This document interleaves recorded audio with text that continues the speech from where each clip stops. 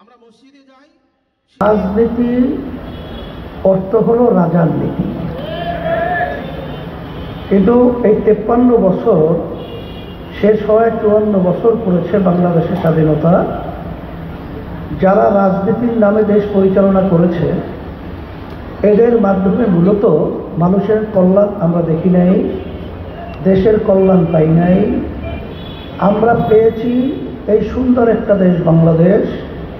এদের পরিচালনায় তাম দুনিয়ার মধ্যে 5 বার চোরের দিক থেকে ফার্স্ট হয়েছে। এদের পরিচালনা আমরা পেয়েছি হাজার হাজার মায়ের কোল সন্তান হারা হয়েছে। আপনারা দেখেছেন যে হাজার হাজার লক্ষ লক্ষ পরিবার মিথ্যা কেসের মাধ্যমে অনেক লক্ষ লক্ষ পরিবার ধ্বংস হয়ে গেছে।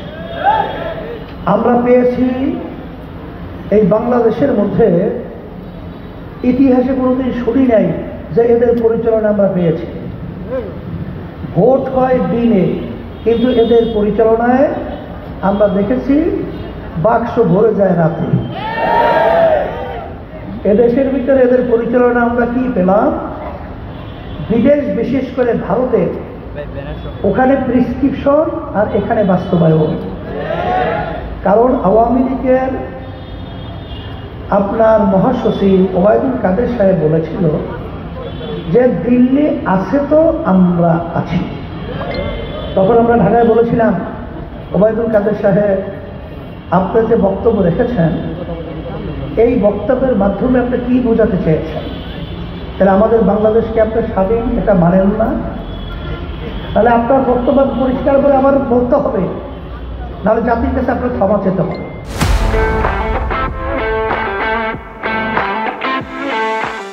যে আল্লাহ রাব্বুল আলামিন বলেছেন যে জাতি নিজেদের ভাগ্যের পরিবর্তন জাতি নিজেরা না ঘটায়, ওই জাতির পরিবর্তন ভাগ্যের আমি করি না। আর আল্লাহ রাব্বুল আলামিন বলেছেন যে পানিও ভাগে এবং স্থানও ভাগে, যত বিপদ আপদ মুসিবত তোমাদের নিজেদের হাতের কামাই। আমার ভাইদেরকে বলবো, যারা কথা শুনছেন, আমার সাংবাদিক বন্ধুদেরকে বলবো, 5ই আগস্টের পরে 53 বছর স্বাধীনতার পরে আমাদের দেশ গঠন করার একটা সুন্দর সুযোগ তৈরি হয়েছে। এই সুযোগে যদি আমরা সুযোগ কাজে লাগাতে না পারি, গ্রাম্য একটা কথা আছে, আজীবন আমাদের কপালে হাত দিয়ে কাটতে হবে।